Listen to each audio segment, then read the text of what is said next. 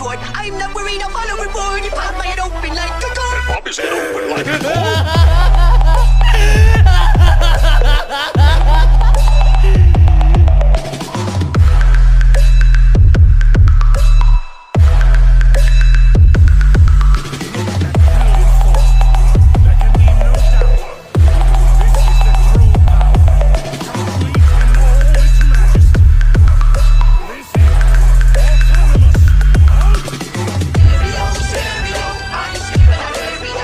इस एपिसोड की स्टार्टिंग में हम देखते हैं जिरेन द ग्रे को। जिरेन इस पॉइंट पर अपनी पूरी पावर्स के अंदर होता है। वो यहाँ पर काफी ज्यादा डेंजरस अटैक्स सीधा गोकू के ऊपर कर रहा था। इस पॉइंट पर गोकू इन सभी अटैक्स को काफी ज्यादा आसानी से यहाँ पर डॉज कर रहा था और उसके डॉज करने की स्पीड को देखकर गॉड ऑफ डिस्ट्रक्शन और इवन तो कुछ एंजल्स भी काफी ज्यादा शॉक हो गए थे।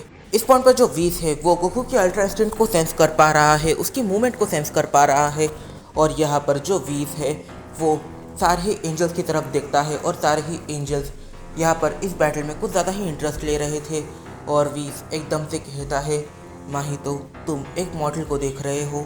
इस पॉइंट पर जो सारे ही एंजल्स हैं वो यहाँ पर वीस को चुप कराते हैं क्योंकि वीस यहाँ पर कहने वाला होता है कि तुम देख सकते हो कि एक मॉडल एंजल्स के लेवल पर पहुँच चुका है और वो एंजल्स के लेवल पर पहुँच चुका है। इसके पीछे बोलने का रीज़न ये है कि वो 1v1 बैटल में वीकेस्ट एंजल माहितो को टेक डाउन कर सकता है। तभी गोकू एकदम से एंजल्स को और गॉड ऑफ डिस्ट्रक्शन को शॉक करता है। वो अब अपनी मास्टर्ड अल्ट्रा इंस्टेंट के अंदर एक इमोशन को दिखाता है और ये इमोशन होता है प्योर मैडनेस। इस पॉइंट पर जिरेन एकदम से पावर अप करता है। उसका पावर अप इतना डेंजर होता है कि यहाँ पर रिंग पर जितने गॉड ऑफ डिस्ट्रक्शन मॉडल्स है उन सभी को इसकी एनर्जी की वजह से प्रॉब्लम होने लग जाती है। इन दोनों के ही बीच पावर्स का एक काफ़ी बड़ा क्लैश होता है। जिरेन अपनी पूरी पावर के साथ है। गोकू इस पॉइंट पर अपनी एमयूआई को यूज़ कर रहा है। दोनों की ही स्ट्रेंथ एक ऐसे लेवल पर है जिस लेवल पर अभी के लिए कोई गॉड ऑफ डिस्ट्रक्शन भी नहीं है। फिर सीन शिफ्ट होता है। हम देखते हैं फ्रीज़ा इतने टाइम से टोपो को काफ़ी बुरी तरीके से पीट रहा था।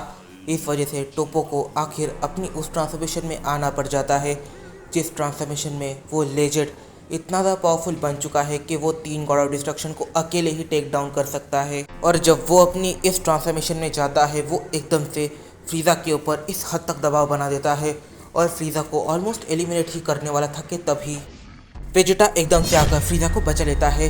यहाँ पर जो वेजिटा है वो फ्रीज़ा को गर्दन से पकड़ता है और उसे पीछे फेंक देता है, जैसे कि गोहान ने इकरिस के साथ एक बार किया था। शायद गोहान ही मार्जिन बू ने किया था।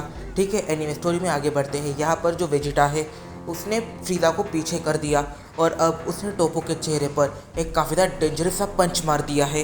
वेजिटा टोपो को संभलने का चांस बिल्कुल भी नहीं देता। वो एक के बाद एक टोपो के ऊपर अटैक करने लग जाता है, कहीं पंचेस से तो कभी किक से। इस पॉइंट पर टोपो एकदम से वेजिटा से कहता है, तुमने बीच में आकर काफ़ी बड़ी गलती कर दी है, इसकी ज़रा तुम्हें ज़रूर से मिलेगी, विलेन कही के।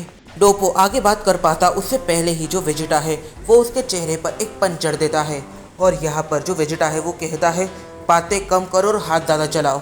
तो तुम्हें विनाश का शासक बनने का शौक है तो चलो देख ही लेते हैं आखिर एक डिस्ट्रॉयर ज़्यादा पावरफुल है या फिर एक सुपर सैयन गॉड।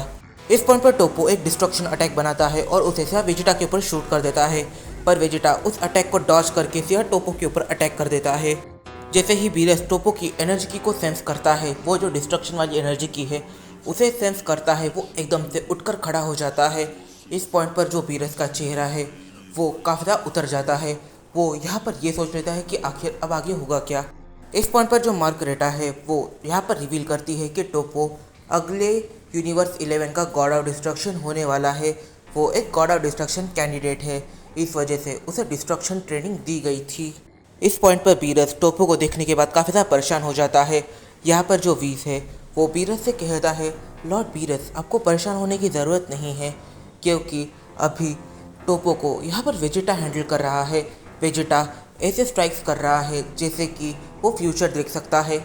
इस पॉइंट पर जो वीस है वो इतने ज़ोर ज़ोर से बात कर रहा था कि यहाँ पर जो यूनिवर्स 11 का गॉड ऑफ डिस्ट्रक्शन है बेलमॉथ, वो भी यहाँ पर वीस की बातें सुन पा रहा था और वीस की इस लाइन को सुनने के बाद उसका पूरा ध्यान वेजिटा वर्सेस टोपो वाली बैटल में अट जाता है। अब उसका ध्यान जिरेन वर्सेस गोकू पर नहीं है। वो यहाँ पर ये देखता है कि जो वेजिटा है वो ऐसे स्ट्राइक कर रहा है जैसे कि वो फ्यूचर देख सकता है। फिर सीन वापस शिफ्ट होता है बैटलफील्ड में। हम देखते हैं टोपो के हाथ में एक काफ़ी ज़्यादा डेंजर अटैक बन रहा था। टोपो इस पॉइंट पर इस अटैक को सीधा वेजिटा के ऊपर करता है। पर ये अटैक कोई हकाई अटैक नहीं था, ना ही ये एक डिस्ट्रक्शन अटैक था। वेजिटा तभी उसके अटैक को डॉज करता है और एकदम से उसके चेस्ट में एक पंच मारता है। यहाँ पर जो उसका अटैक है वो कहीं और ही दिशा में चले जाता है। वेजिटा इस पॉइंट पर कहता है, अगर तुम होल्ड बैक कर रहे हो तो होल्ड बैक मत करो। अगर तुम होल्ड बैक ऐसे ही करते रहोगे तो फिर मैं तुम्हें आगे कभी डिस्ट्रक्शन नहीं करने दूंगा। मैं तुम्हें डिस्ट्रक्शन करने के लायक ही नहीं छोड़ूंगा। फिर वेजिटा उसके चेहरे पर और एक घूसा मारता है। वेजिटा के पंचेस उसे इस हद तक डैमेज दे रहे थे कि वो अब उसे काफ़ी ज़्यादा बड़ी प्रॉब्लम लगने लग जाती है। देखो इस पॉइंट पर यहाँ पर जो अपना टोपो है वो जानता है कि वेजिटा उसे जितना भी डैमेज दे रहा है वो सब उसके काम ही आने वाला है एक एनर्जी के तौर पर। और वेजिटा भी जानता है कि जितना भी वो उसे डैमेज दे रहा है वो सभी डैमेज वो एनर्जी में कन्वर्ट करने वाला है। बट फिर भी वेजिटा अभी बस उसकी एनर्जी को रिफ्यूल कर रहा है। फिर सीन शिफ्ट होता है और हम देखते हैं टूर्नामेंट ऑफ पावर की जो रिंग है जहाँ पर सारे मॉर्टल गॉड ऑफ डिस्ट्रक्शन बैठते हैं उस एरिया को। इस पॉइंट पर जो पीरस है वो इस बैटल को देख रहा था। पीरस कहता है, नो डाउट वेजिटा इस पॉइंट पर उसे काफ़ी अच्छा होल्ड कर रहा है, पर वो इसे और भी अच्छे से होल्ड कर सकता है। मुझे लगता है उसे मोटिवेशन की ज़रा कमी हो रही है। इस पॉइंट पर इस चीज़ को यहाँ पर बुल्मा सुन लेती है। यहाँ पर जो बुल्मा है वो रिएक्ट ऐसे करती है कि वो एकदम से खड़ी होती है और ज़ोर से चिल्लाती है, वेजिटा तुम ये कर सकते हो, तुम उसे हरा सकते हो। और तभी बैटलफील्ड में जो वेजिटा है उसका ध्यान एकदम से बुल्मा की तरफ जाता है और वो बुल्मा की आवाज़ को सुन लेता है। वो बुल्मा की तरफ देखता है, उसका ध्यान यहाँ पर बैटल से हट जाता है और उसी टाइमिंग के अंदर इस चीज़ को टोपो देख लेता है। वो यहाँ पर बुल्मा की आवाज़ भी सुनता है और ये भी देखता है कि वेजिटा का बैटल के ऊपर ध्यान नहीं है। ये देखकर जो टोपो है वो एक काफ़ी ज़्यादा डेंजरस अटैक वेजिटा के ऊपर करता है। इस अटैक की वजह से वेजिटा काफ़ी ज़्यादा पीछे जाकर गिरने लग जाता है। इस पॉइंट पर बुल्मा एकदम से समझ जाती है कि अगर वो वापस एक बार यहाँ पर वेजिटा को अगर गलती से भी चेयर करती है तो फिर जो वेजिटा है वो इसके ऊपर काफ़ी भयंकर भड़कने वाला है। क्योंकि जब भी बुल्मा यहाँ पर उसे चेयर कर रही है वैसे ही वेजिटा का ध्यान पूरी तरीके से भटक रहा है। इस चीज़ को देखकर वीस शॉक है क्योंकि वीस को लगा था कि वेजिटा का फोकस काफ़ी अच्छा होगा। इस पॉइंट पर टोपो यहीं पर नहीं रुकता, वो एकदम से अपने हाथ में डिस्ट्रक्शन से एक काफ़ी ज़्यादा डेंजर अटैक बनाने लग जाता है। वो इस पॉइंट पर श्योर है कि वो वेजिटा को यहाँ पर छोड़ना नहीं चाहता। वेजिटा की मौत हो जाए तो फिर भी चलेगा क्योंकि इस पॉइंट पर वो अपने लिए रिस्क नहीं चाहता। अगर वेजिटा की मौत हो जाती है तो ज़्यादा से ज़्यादा टोपो एलिमिनेट होगा, पर उसे जिरेन पर भरोसा है। यहाँ पर जो टोपो है वो एक हकाई अटैक बनाता है और उसे सीधा वेजिटा के ऊपर शूट कर देता है। वो कहता है, ये लो मेरी तरफ से एक रिटर्न गिफ्ट। वेजिटा इस अटैक से बच नहीं पाता और इस पॉइंट पर जो वेजिटा है वो इस अटैक की चपेट में आ जाता है और यहाँ पर काफ़ी बड़ा धमाका होता है। वेजिटा इस पॉइंट पर इस धमाके के अंदर है और ये प्योर डिस्ट्रक्शन से बना हुआ जो अटैक है वो इतना डेंजरस है कि अगर इसके अंदर जपेटे में कोई भी आ जाए तो फिर वो इस जपेटे से बाहर निकल ही नहीं सकता। वो यहाँ पर एक तो मरेगा या फिर एलिमिनेट होगा। और तभी इस पूरे धमाके के बाद एक परछाई सबके सामने आ रही थी, पर यहाँ पर हर जगह पर एक हकाई एनर्जी जिसे फैल रही थी। किसी को कुछ भी नहीं दिख रहा था। एनर्जी की ऐसी चीज़ होती है जो पूरी तरीके से ट्रांसपेरेंट होती है, वो किसी को नहीं दिखती, बस एक छोटे एरिया में ही उसे देखना पॉसिबल है। पर अब एक ऐसी एनर्जी की हर जगह पर लीक हो रही थी जिस एनर्जी की के वजह से सामने वाली चीज़ें काफ़ी ज़्यादा ब्लर हो चुकी थी और इस एनर्जी की के अंदर से एक कैरेक्टर बाहर आ रहा था। इस पॉइंट पर ये काफ़ी ज़्यादा डेंजरस कैरेक्टर लग रहा था। इस पॉइंट पर ये कैरेक्टर कहता है, तुम्हें वाकई में लगा था कि तुम इतने छोटे अटैक से मेरा कुछ बिगाड़ सकते हो, तो अगर ये तुम्हारी लिमिट है तो चलो अब मैं तुम्हें दिखाता हूँ कि एक असली डिस्ट्रक्शन किसे कहते हैं। अगर तुम अभी भी खुद को होल्ड बैक करोगे तो इस हद तक पिटोगे जितना किसी गॉड ऑफ डिस्ट्रक्शन के लिए पिटना शर्मनाक बात है। इस पॉइंट पर टोपो और बेलमॉथ इन दोनों चेंज की सांस ली ही थी कि यहाँ पर जब वो इन शब्दों को सुनते हैं वो इस हद तक शॉक हो जाते हैं कि यहाँ पर जो बेलमॉथ है वो समझ जाता है कि यूनिवर्स 7 में भी एक गॉड ऑफ डिस्ट्रक्शन कैंडिडेट है और यहाँ पर टोपो समझ जाता है कि उसका पाला किसी ऐसे के साथ पड़ा है जो वीक बिल्कुल भी नहीं है। भाई आखिर क्यों? टोपो ने सीरियसली अपनी पावर्स को डाउन कर ही दिया था ये सोचकर कि अब वेजिटा एलिमिनेट हो चुका है, उसे वेजिटा से लड़ना नहीं पड़ेगा, पर यहाँ पर वापस एक बवाल आकर खड़ा हो गया।